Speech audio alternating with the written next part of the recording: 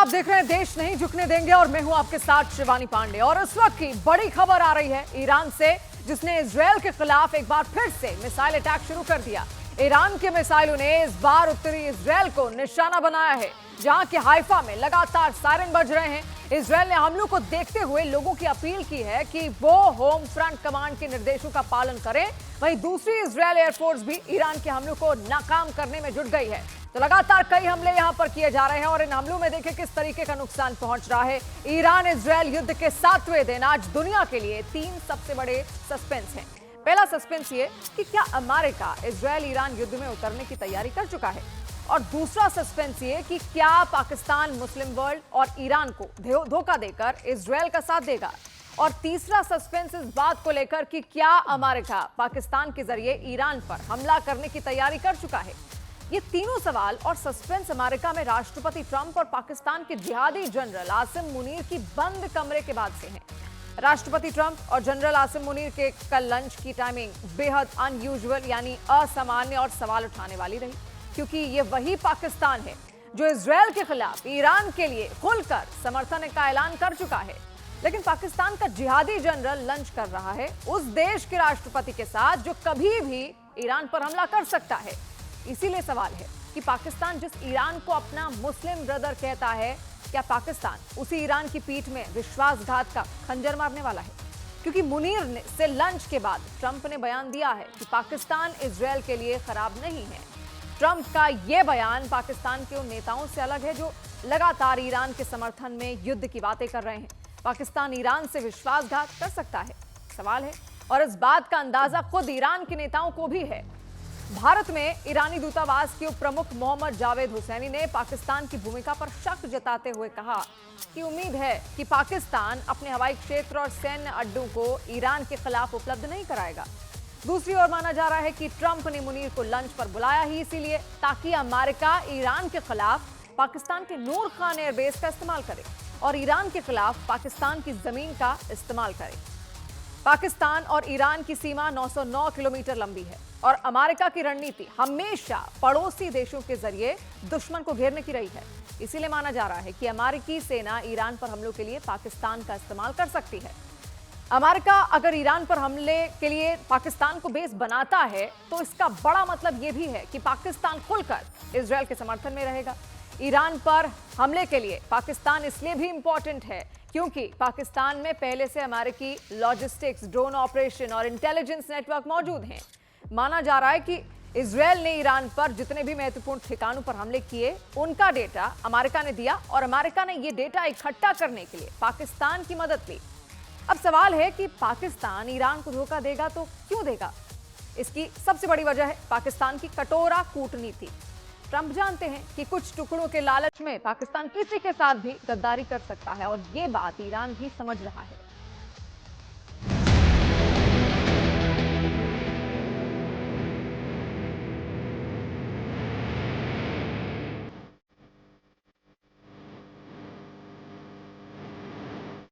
Washington में deal fix, अब Tehran बनेगा गाजा।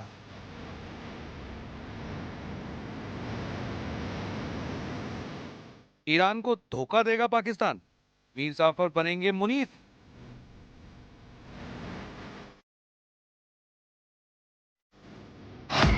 पाकिस्तान की सबसे बड़ी बेइज्जती, शहबाज को दुत्कार, मुनीर को पुचकार।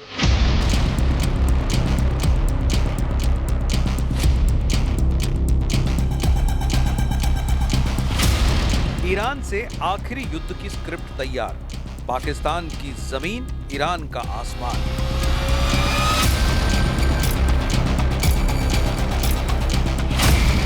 ट्रंप से मिलकर मुनीर ने बदला रंग, चीन हैरान, ईरान परेशान।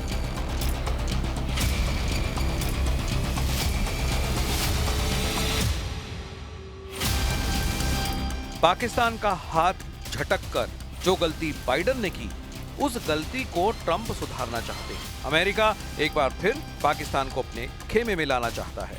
ट्रंप ने इसलिए मुनीर को वॉशिंगटन बुलाया था। कहते हैं जरूरत इंसान से सब करवाती है। ईरान इजराइल युद्ध के बीच अमेरिका को पाकिस्तान से मदद की सख्त जरूरत आ पड़ी है। इसलिए ट्रंप ने मुनीर को अपने खेमे में लाने के लिए साम दाम दंड भेद सारे पैंतरे आजमा डाले। ट्रंप ने व्हाइट हाउस में मुनीर की मेजबानी की। ट्रंप ने मुनीर के सम्मान में लंच पार्टी रखी। ट्रंप ने मुनीर को खुश करने के लिए उसे पाकिस्तान का असली बॉस बता दिया। ट्रंप ने मुनीर को खुश करने के लिए शाहबाज की नाराजगी को भी नजरअंदाज कर दिया। मुनीर को वॉशिंगटन बुलाकर ट्रंप ने पूरी दुनिया को बता दिया कि पाकिस्तान कोई लोकतांत्रिक देश नहीं है, वहां आर्मी की कृपा से सरकार बनती है, इसलिए वहां का असली बॉस आर्मी चीफ होता है, जो कि इस वक्त सैयद आसिम मुनीर हैं। I'm so happy. There was a deal that two smart people, plus, they have people on their staff too, but two smart people, two very smart people decided not to keep going with that war. That could have been a nuclear war. Those are two nuclear powers. Big ones. Big nuclear powers. And they decided not. So I was honored to meet him today.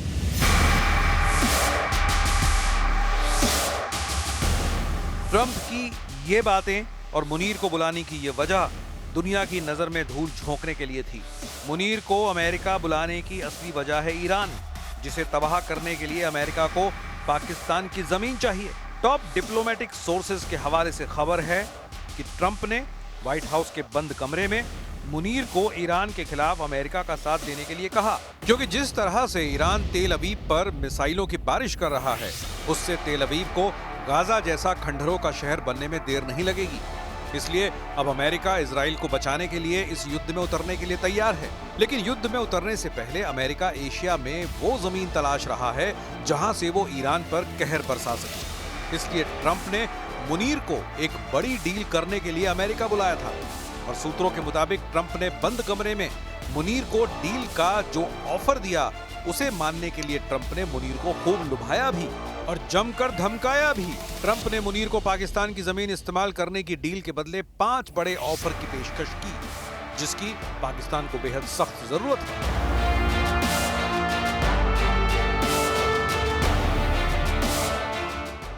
Trump का offer number 1, America Pakistan के बीच व्यापार समझौता।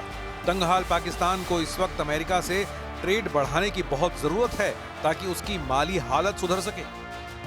Trump का offer number 2, US technology और आर्थिक मदद।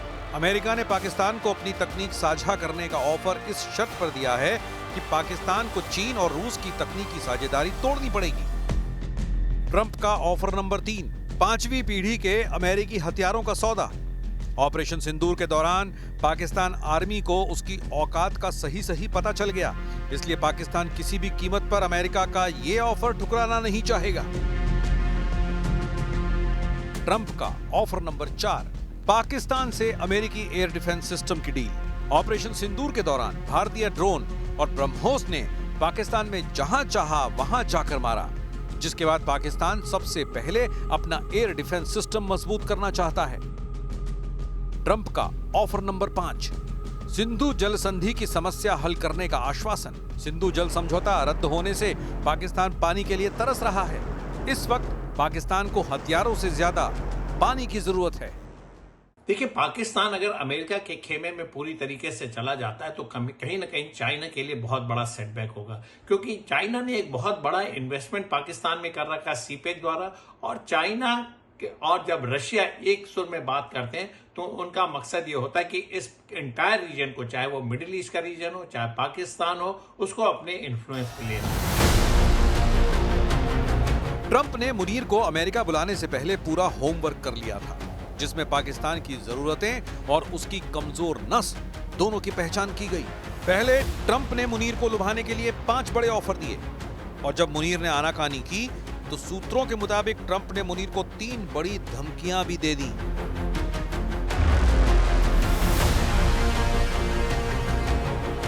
Trump की धमकी नंबर 1, ब्रिक्स को छोड़ो, अमेरिका के साथ रहो। ट्रंप की धमकी नंबर 2, चीन के साथ रक्षा संबंधों को और गहरा मत करो। ट्रंप की धमकी नंबर 3, डील करो नहीं तो तकनीकी प्रतिबंध झेलो। अमेरिका की विदेश नीति और स्ट्रेटेजी में एक चीज़ बहुत क्लियर है कि वह हमेशा पाकिस्तान को अपने खेमे में रखना चाहता है, क्योंकि अमेरिका को मालूम है कि भविष्य में चाहे चीन के ऊपर दबाव डालना हो या अफगानिस्तान पर कब्जा करना हो, ये याद रखना पड़ेगा कि अफगानिस्तान के साथ चीन जो है अपनी नज़दीकियाँ बढ़ा रहा है। इसीलिए भविष्य में अमेरिका चाहेगा कि इससे पहले कि चीन अफगानिस्तान में घुस आए, अमेरिका अफगानिस्तान में जाना चाहेगा, तो वो तालिबान के साथ अपनी पींगे बढ़ा रहा है। लेकिन इसके लिए अमेरिका को as a staging base Pakistan चाहिए। पाकिस्तान को लुभाने और धमकाने के पीछे ट्रंप का मकसद है ईरान के खिलाफ जंग में पाकिस्तान की जमीन का इस्तेमाल करना, क्योंकि पाकिस्तान ईरान का हमसाया मुल्क है। दोनों देशों के बीच 900 किलोमीटर से ज्यादा लंबी सीमा है। खबर है कि इजराइल ईरान युद्ध होने से पहले ही पाकिस्तान ने अपने दोस्त ईरान के पीठ में छुरा घोंप दिया है। पाकिस्तान ने महीनों पहले अमेरिकी जासूसी विमानों को अपना एयर स्पेस यूज करने की इजाजत दी थी, जिससे अमेरिका ने ईरान के न्यूक्लियर साइटों की जासूसी की और वो जानकारियां इजराइल को दे दी। अब अगर पाकिस्तान ने ईरान के खिलाफ जंग के लिए अमेरिका को अपनी जमीन का इस्तेमाल करने की छूट दे दी, तो वो अपने पड़ोसी मुल्क से हमेशा के लिए दुश्मनी कर बैठेगा, साथ ही चीन और रूस को भी नाराज करेगा। अमेरिका को बेसिस देगा पाकिस्तान और लॉजिस्टिक मोड के लिए भी परमिशन देगा, तो वाकई पाकिस्तान और ईरान के रिलेशनशिप अच्छे नहीं रहेंगे। ईरान से एक प्रकार से दुश्मनी लेना है। क्या वो करेगा ऐसा पाकिस्तान? देखो, पाकिस्तान ऐसा कर सकता है और पाकिस्तान डबल गेम खेलने का माहिर है। अगर आप देखें कि जब अमेरिका अफगानिस्तान में था तो किसी हद से वो अमेरिका से काफ़ी पैसा ले रहा था इस आड़ पे कि वो तालिबान में जो लड़ाई लड़ रहा है अमेरिका उसके साथ खड़ा है, मगर वही पैसा वो तालिबान को भी दे देता था। अगर पाकिस्तान ने अमेरिका के साथ ये डील कर ली तो वो अपने दो और पड़ोसियों को अपना दुश्मन बना लेगा। इस तरह से पाकिस्तान अपने पूर्व में ईरान और उत्तर पश्चिम में चीन को भी दुश्मन बना बैठेगा, जबकि उसके पड़ोसी मुल्क अफगानिस्तान से भी उसकी दुश्मनी ठन गई है और भारत से पाकिस्तान की दुश्मनी तो जन्मजात है। इस तरह से पाकिस्तान अमेरिका से दोस्ती करके अपने 4 पड़ोसी देशों को दुश्मन बना लेगा, जबकि अमेरिका को ईरान, अफगानिस्तान, चीन और रूस के खिलाफ एशिया में स्ट्रेटेजिक स्पेस मिल जाएगा। कुल मिलाकर यह डील पाकिस्तान के लिए घाटे का सौदा नजर आ रहा है, जिससे उसका फायदा कम और सिरदर्दी ज्यादा बढ़ जाएगी।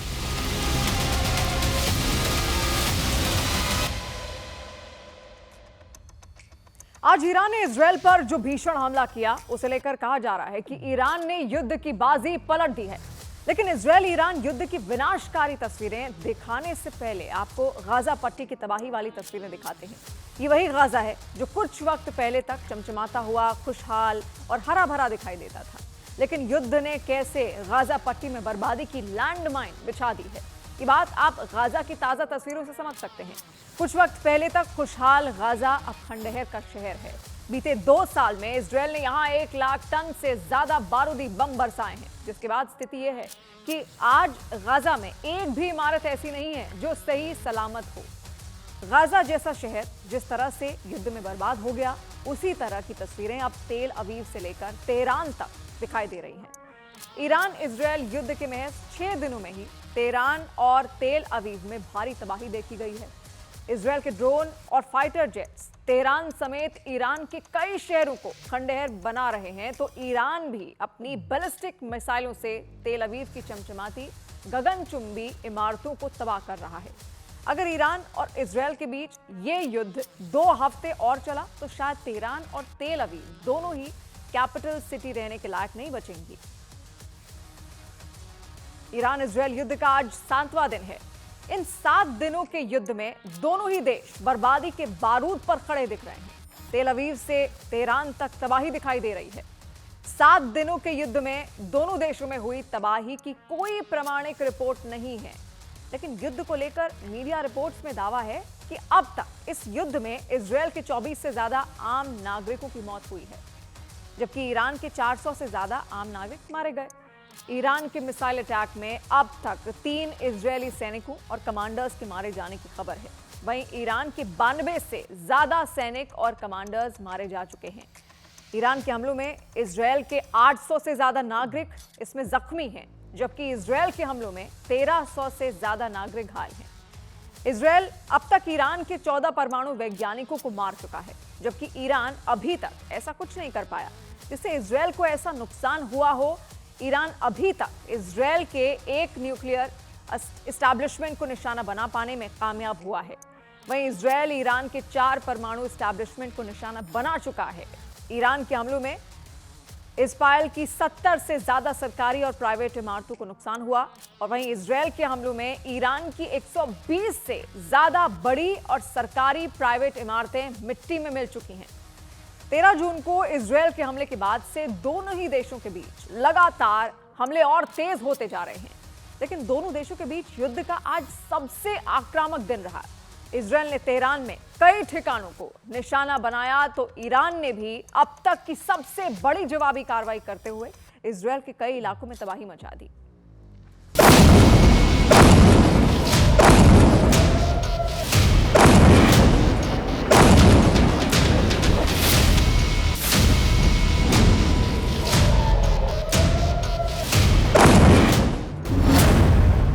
इजराइल ईरान के बीच जवाबी जंग तेज।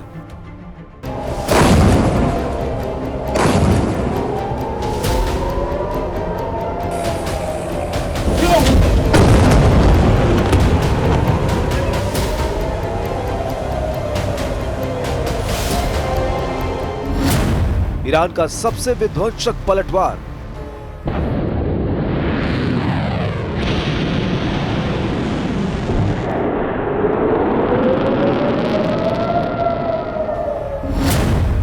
इजराइल में अब तक की सबसे बड़ी तबाही।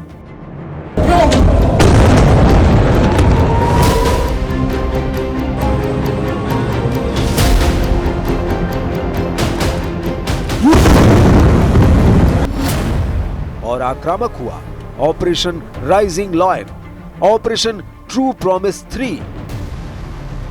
इजराइल की ये सबसे ताजा तस्वीरें हैं। इस हमले के बाद इजराइल के शहर तेल अवीव में चारों तरफ मलबा ही मलबा नजर आ रहा है। कोई खुद की जान बचाने को भाग रहा है तो कोई अपनों की जान बचाने को भाग रहा है। और ये सब कुछ हुआ है इजराइल पर ईरान के अब तक के सबसे बड़े हमले की वजह से। 13 जून को तेहरान पर हमले के बाद वैसे तो ईरान ने कई बार पलटवार किया, लेकिन ईरान की तरफ से किया गया ये ताजा हमला अब तक का सबसे विध्वंसक हमला था। इजराइल के आसमान को कब्जे में लेकर ईरानी मिसाइलों ने जो तबाही मचाई, उसका सबूत इजरायली जमीन पर साफ दिख रहा है। ईरान की मिसाइलों ने एक साथ इजराइल के कई शहरों को निशाना बनाया, जिसमें तेल अवीव, यरूशलेम और हाइफा जैसे शहर भी शामिल थे। ईरान की सैकड़ों मिसाइल और ड्रोन हमलों ने इजराइल में तबाही मचा दी।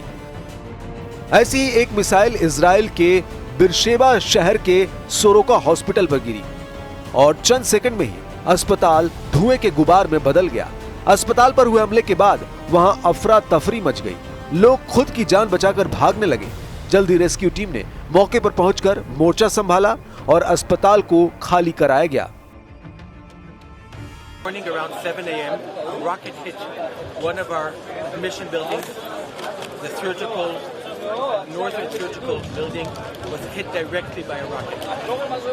As a result of this hit, fire broke out in this building. Several wards were completely demolished, and there is extensive damage across the entire hospital, with damage to buildings, structures, windows, ceilings, across the medical center. אנחנו כאן בעזרנו, ראש הממשלה כל הזמן מדבר על הסייעתא דשמיא, אז בהחלט יש סייעתא דשמיא, אבל צריך לזכור דבר אחד, ושאף אחד לא ישלה את עצמו. יכול להיות שיהיו תמונות לא פשוטות, יכול להיות שיהיו תמונות לא פשוטות, אבל תבינו מה זה הגרעין האיראני, תזכרו את הירושימה, נגסקי, תזכרו את הגרעין האיראני ותבינו מה הנזק שיכול להיות למדינת ישראל. אנחנו נלחמים כאן למען הילדים של כולנו. दक्षिण Israel के इस बड़े अस्पताल पर हमले से Israel आक्रोश में है। इजराइल के प्रधानमंत्री ने ईरान को इसकी कीमत चुकाने की चेतावनी भी दी है। नेतन्याहू ने सोशल मीडिया पोस्ट पर लिखा कि ईरान के आतंकवादी तानाशाहों ने आज सुबह बिरशेबा के सोरोका अस्पताल और देश के मध्य में नागरिकों पर मिसाइलें दागी। हम तेहरान को इस अत्याचार की कीमत चुकाने पर मजबूर कर देंगे।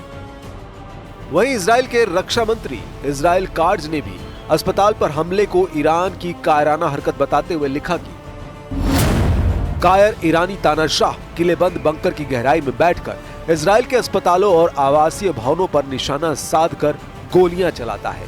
ये सबसे गंभीर किस्म के युद्ध अपराध है और खामेनेई को उसके अपराधों का जवाब दिया जाएगा।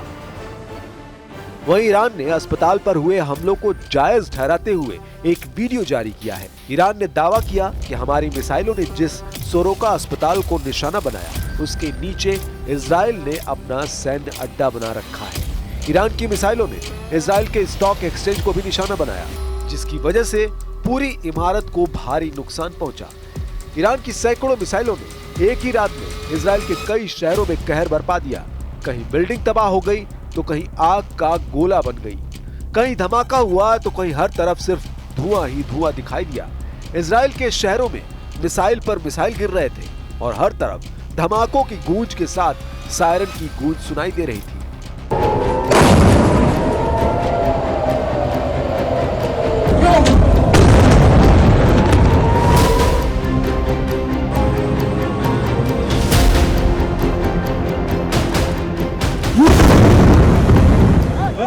June 19th, around 7 a.m., we received a red alert in the Central District of Israel. Again, another morning through this operation of Rising Lion. As you can see behind me, I am on a scene where a missile struck right in the center of a building complex. We have 5 buildings that were hit by the missile. We have one which is the main building and all the other ones surrounding it, which were partially hit as well. We are currently evacuating minimal amount of patients. We have 1 serious patient with 2 more with minor injuries. We still have a lot of work behind me, as you can see, extracting patients from all the buildings, going door from door. Our teams are together with the fire department and front command, trying to get people out of their houses. दरअसल Israel को करारा जवाब देने के लिए Iran ने पूरी planning के साथ कई शहरों पर मिसाइल अटैक किया। ईरान ने इस हमले में हाइपरसोनिक मिसाइलों के साथ ही बैलिस्टिक मिसाइलों का भी इस्तेमाल किया।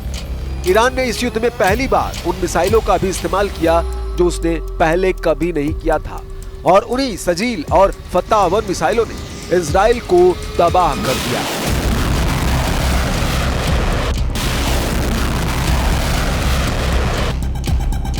वहीं इजराइल की तबाही में ईरान की खुर्रम शहर 4 मिसाइलों ने भी बड़ी भूमिका निभाई, जिसको रोक पाने में इजराइल का डिफेंस सिस्टम पूरी तरह से नाकाम साबित हुआ। जाहिर है इजराइल भी जल्द ही इस हमले को बड़ा जवाब देने की तैयारी कर रहा है, जिसकी शुरुआत भी उसने कर दी है। ईरान के सरकारी टेलीविजन ने दावा किया कि इजराइल ने ईरान के अराक भारी जल रिएक्टर पर हमला किया है। हालांकि ईरान ने पहले ही इस इलाके को खाली करा लिया था। حوالی ساعت 6 صبح شاهد تجاوز آشکار رژیم کودککش به این محدوده بودیم.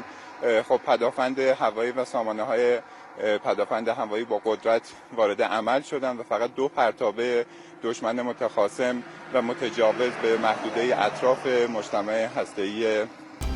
वहीं आईडीएफ ने भी दावा किया कि उसके 40 लड़ाकू विमानों ने रात भर ईरान के कई सैन्य ठिकानों को निशाना बनाया।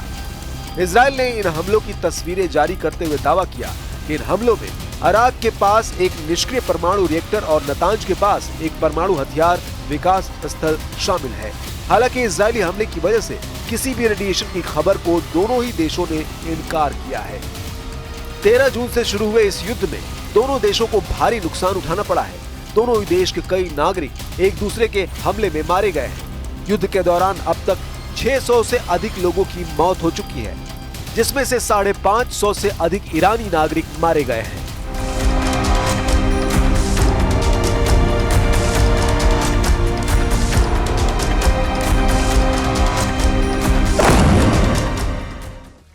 इजराइल ईरान युद्ध में सवाल यह भी है कि मुस्लिम वर्ल्ड के इस्लामिक देशों में कोई भी देश खुलकर ईरान का साथ क्यों नहीं दे रहा। क्या मुस्लिम देश अमेरिका के डर से खुलकर ईरान का साथ देने से डर रहे हैं, या फिर ईरान को लेकर मुस्लिम देशों में शिया सुन्नी वाला युद्ध चल रहा है? क्योंकि सिर्फ मिडिल ईस्ट में ही सऊदी अरब, तुर्की, जॉर्डन, बहरीन, लेबनान समेत 16 से अधिक मुस्लिम देश हैं, लेकिन एक भी देश इजराइल के खिलाफ ईरान के समर्थन में नहीं आया। वहीं मुस्लिम देशों के संगठन OIC यानी ऑर्गेनाइजेशन ऑफ इस्लामिक कोऑपरेशन में भी 57 देश हैं, लेकिन OIC ने ना तो ईरान के समर्थन में कोई बयान जारी किया, ना ही इजरायल के खिलाफ जंग में कोई भी देश ईरान की मदद के लिए आगे आया। सबसे बड़ी बात यह कि जॉर्डन, ओमान, इराक जैसे मुस्लिम देशों ने ईरान पर हमले के लिए इजरायल को अपना एयर स्पेस इस्तेमाल करने से भी नहीं रोका। दूसरी ओर जिस तुर्की ने भारत के खिलाफ पाकिस्तान को खुलकर सैन्य सहायता दी थी, उसने अभी तक ईरान की कोई मदद नहीं की। इसके अलावा सऊदी अरब, UAE और कुवैत जैसे देश ईरान को आतंकी देश मानते हैं। ये देश चाहते हैं कि ईरान किसी भी स्थिति में परमाणु बम ना बना पाए। हैरानी की बात यह है कि हमास और हिजबुल्लाह जैसे आतंकी संगठन, जिनकी ईरान ने खुलकर मदद की थी, वो भी इजरायल के खिलाफ ईरान का साथ नहीं दे रहे हैं।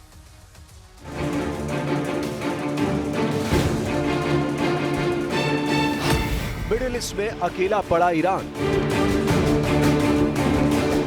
सामने आया मुस्लिम भाईचारे का सच।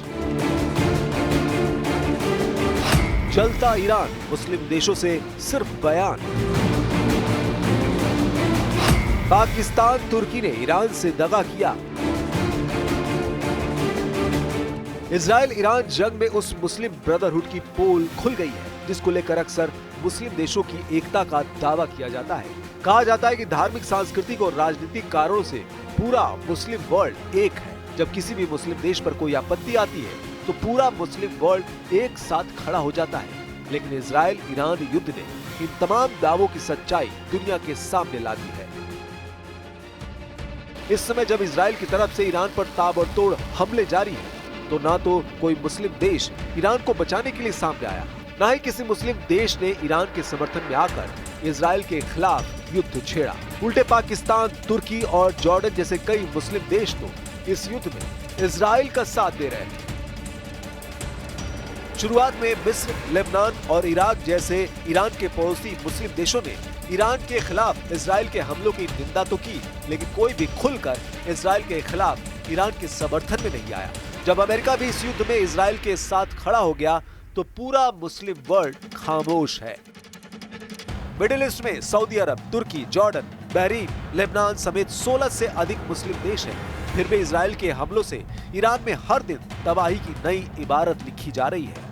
इसी तरह मुस्लिम देशों के संगठन OIC यानी ऑर्गेनाइजेशन ऑफ इस्लामिक कोऑपरेशन में 57 देश हैं, जिनमें इंडोनेशिया, सऊदी अरब, जॉर्डन, तुर्की जैसे ताकतवर देश शामिल हैं। लेकिन इनमें से कोई भी देश इजराइल और अमेरिका के खिलाफ ईरान के समर्थन में खड़ा दिखाई नहीं देता।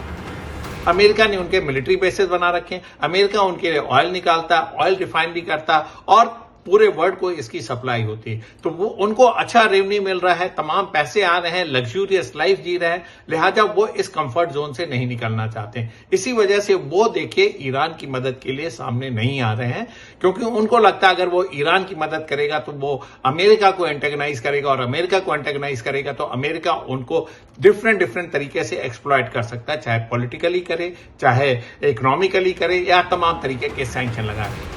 मिडिल ईस्ट में ईरान क्यों अकेला पड़ गया है, इसको समझने के लिए पहले मुस्लिम देशों के धार्मिक और सियासी समीकरण को समझना जरूरी है। सऊदी अरब, तुर्की सुन्नी मुस्लिम कंट्री है, तो ईरान खुद को शिया मुसलमानों का खैर ख्वाह समझता है।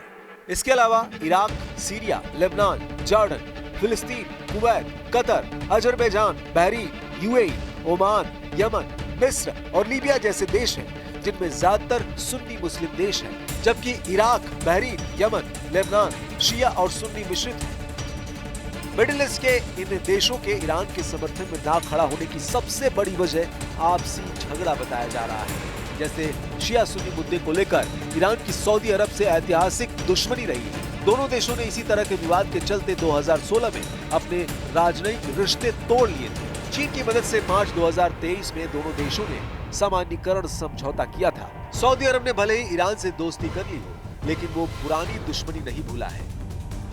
हालांकि ये पहली बार नहीं है जब मुस्लिम देशों ने मुस्लिम ब्रदरहुड को ताक पर रखकर किसी मुस्लिम देश के खिलाफ अमेरिका का साथ दिया हो। 2003 में जब अमेरिका ने इराक पर हमला किया था, उस वक्त भी सऊदी अरब, जॉर्डन और कतर जैसे मुस्लिम देशों ने अमेरिका की मदद की थी और अमेरिका ने इराक को बर्बाद कर दिया था। इसकी बड़ी वजह यह भी है कि मिडिल ईस्ट में ज्यादातर मुस्लिम कंट्री आपस में ही उलझी हुई है। इनमें कोई प्रॉक्सी वॉर झेल रहा है तो कोई सिविल वॉर से परेशान है। उदाहरण के लिए साल 2017 से लेकर अब तक सीरिया में इस्लामिक स्टेट और कुर्द विद्रोही लगातार जंग लड़ रहे हैं। इसी साल हयात तहरीर अल शाम ने सीरियाई सेना को हराकर बशर अल असद का तख्ता पलट किया है। यमन में हूती और हादी गुटों के बीच टकराव जारी है। हूती आतंकियों को ईरान का समर्थन है, जबकि हादी गुट को सऊदी अरब और यूएई से मदद मिलती है। इराक में भी कुर्द विद्रोही और इस्लामिक स्टेट के आतंकी सरकारी सेना से लगातार टकराते रहे हैं। इन आपसी झगड़ों के बीच सबसे बड़ी बात यह है कि ईरान की मदद करने से मुस्लिम देशों को क्या मिलेगा। उल्टे उन्हें इजराइल और अमेरिका की दुश्मनी झेलनी पड़ेगी। अमेरिका को सेंट्रल एशियन रिपब्लिक्स में अपना इन्फ्लुएंस बढ़ाना हो, जैसे कि कजाकिस्तान, किर्गिस्तान, उज़्बेकिस्तान, तो फिर अमेरिका को पाकिस्तान की दरकार है। इसी तरह से अमेरिका ईरान को पसंद नहीं करता और ईरान को दबाने के लिए अमेरिका पाकिस्तान का इस्तेमाल करेगा। वैसे भी पाकिस्तान एक सुन्नी मुल्क है, ईरान एक शिया मुल्क है। अमेरिका ये जो सुन्नी और शिया का जो दरार है, इसका इस्तेमाल करना चाहता है ईरान के खिलाफ पाकिस्तान को ऊपर शह देकर।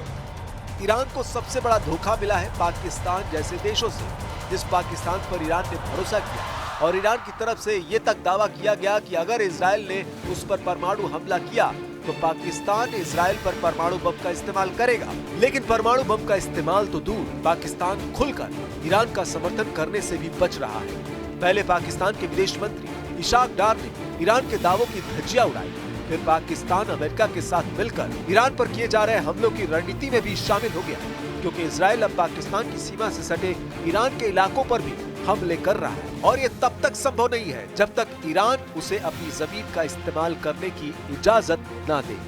امروز چه اتفاقی افتاده؟ تمام کشورهای عربی تماس گرفتن و گفتن ما از شما حمایت میکنیم. پاکستان گفته اگر اسرائیل بخواد بمب اتم بزنه ما به اسرائیل بمب اتم خواهیم زد. احساسات مسلمان‌ها تو منطقه فوق‌العاده رو به افزایش خواهد بود. هرچی ما قوی‌تر عمل کنیم، هرچی مردم ما همراهی بیشتری با نیروهای مسلح عمل کنن، ما از این گردن عبور کنیم، اون طرفش یک اقیانوسی از پیشرفت سیاسی، نظامی، اقتصادی इंशाअल्लाह जलूल मिल्लत में ख्वाद। पाकिस्तान का डिटरेंस ऑब्वियसली अल्लाह ताला ने इस मुल्क को ना सिर्फ न्यूक्लियर कुव्वत बनाया बल्कि मिसाइली कुव्वत भी बनाया हुआ है और कई ममालिक को तकलीफ भी होती है, लेकिन ये हमारी अपनी सिक्योरिटी के लिए है, हमारी अपनी स्टेबिलिटी के लिए है, इस रीजन में स्टेबिलिटी के लिए है। वरना 9/11 के बाद दोनों फौजें 11 महीने eyeball to eyeball खड़ी रही। अगर ये ना होता तो शायद पता नहीं क्या हो जाता उस वक्त। वहीं एक और मुस्लिम देश तुर्की से भी ईरान को धोखा ही मिला।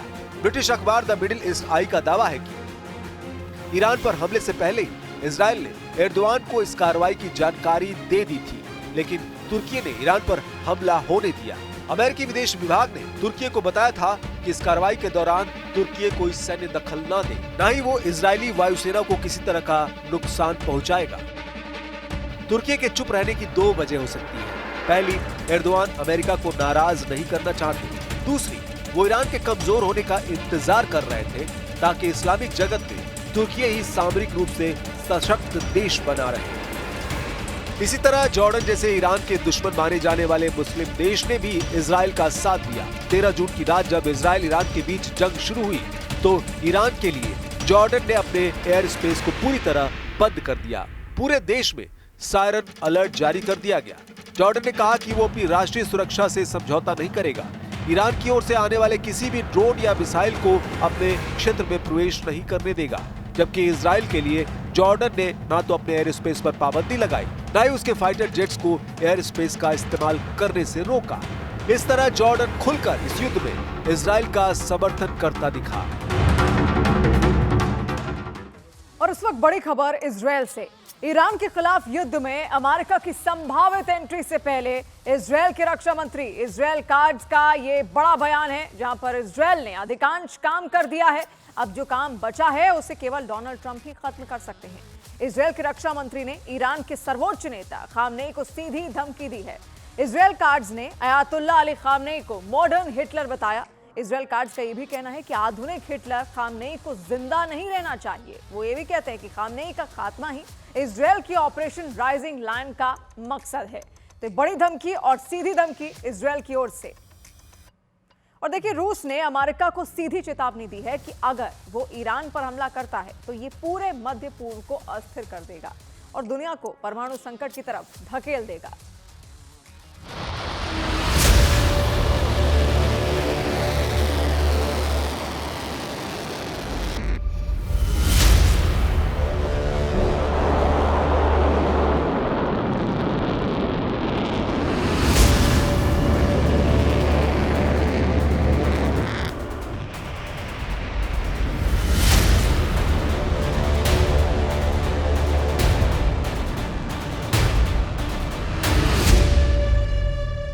रूस की अमेरिका को कड़ी चेतावनी।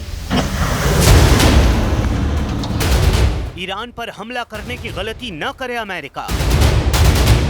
अमेरिका जंग में उतरा तो होंगे गंभीर परिणाम। ईरान इजराइल युद्ध में गरजते हथियारों और बेतरतीब मारकाट के बीच रूस ने अमेरिका को चेतावनी दी है कि वो भूलकर भी ईरान पर हमला करने की न सोचे। रूस का मानना है कि अगर अमेरिका ने ऐसा किया तो इससे मध्य पूर्व में अस्थिरता तो बढ़ेगी ही, साथ ही साथ ये दुनिया को परमाणु संकट के और करीब ले आएगी।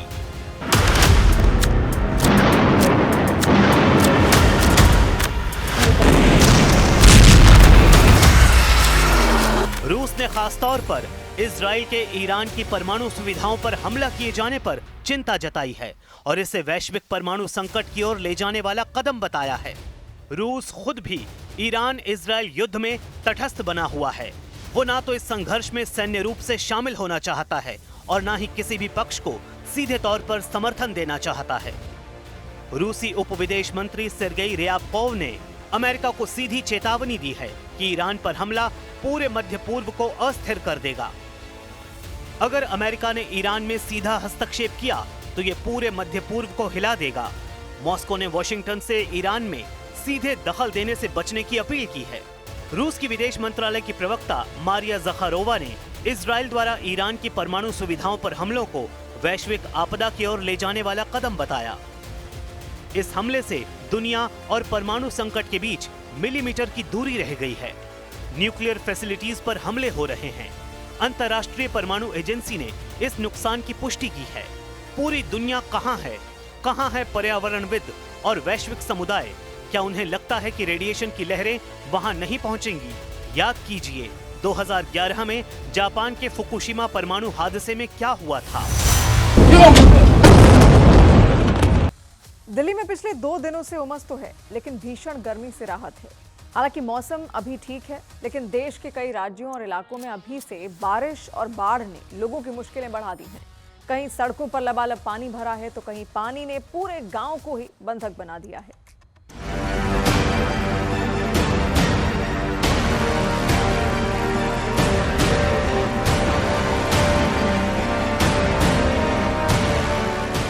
अभी जून का ही महीना है और अभी से देश के कई हिस्सों में बारिश और बाढ़ ने तबाही मचा रखी है। कहीं नदियां उफान पर है तो कहीं नदियों का पानी सड़क के रास्ते घरों में दाखिल हो चुका है। कहीं बारिश की वजह से सड़कें पानी से लबालब हैं तो कहीं बाढ़ सब कुछ बहा ले जाने पर आमादा है।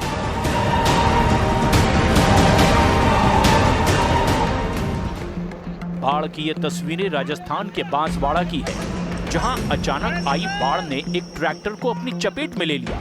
ट्रैक्टर चालक खुद को बचाने की कोशिश करता रहा, लेकिन धीरे धीरे वो बहाव में ही समाता चला गया। हादसे के बाद से ट्रैक्टर चालक की तलाश लगातार जारी है। बारिश से ऐसा ही बुरा हाल झारखंड में भी है। रांची में लगातार हो रही बारिश की वजह से कई हिस्सों में पानी भर गया है तो कई इलाके पूरी तरह से जलमग्न हो चुके हैं। बारिश की वजह से यहां भी एक मकान धराशायी हो गया। छत्तीसगढ़ के रायगढ़ में तो एक पूरा का पूरा गांव ही बाढ़ में डूब गया है। गांव में चारों तरफ बस पानी ही पानी नजर आ रहा है। हालात ये हो गए हैं कि गाड़ियां तो दूर, गांव में पैदल कनेक्टिविटी भी अब पूरी तरह से कट चुकी है।